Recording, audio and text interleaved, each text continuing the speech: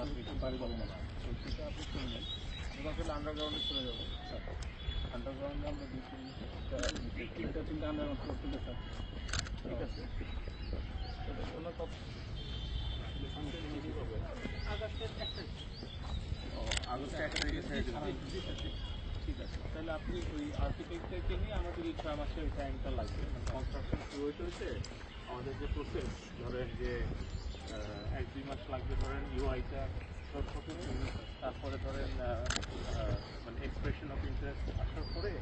আরেকটিকে আমরা চলে যাবো আর এখানে আমার মনে হয় যে ওই সেপারেট বিল্ডিং না করে একটা করলে এটা ভালো ভালো তো টেলিটকে হয়তো যেটা রিকোয়ারমেন্ট আছে টেলিটক ইউআই তারপরে স্যাটেলাইট কোম্পানি বেশি তো অল টুগেদার এটা অ্যাভারেজ আমাদের বলে আপনি ছিলেন রিসার্চ আইসিটি টাওয়ারের মধ্যে স্যার একটা টেলিকম টাওয়ার এক্স্যাক্টলি আমাদের আইসিটি টাওয়ার যেরকম আছে হচ্ছে 15 তলা তো ওরকম আমরা এটা টেলিকম টাওয়ার না বলে আমরা স্মার্ট টাওয়ার করেছিলাম কারণ এখানে টেকনিক্স আসবে টেলিকম ডিভিশন আসবে তারপরে আপনার সাবমেরিন কেবল আসবে স্যাটেলাইট কোম্পানি আসবে টেলিটক আসবে ইউআই আসবে তো অল টুগেদার লিড সার্টিফাইড এটা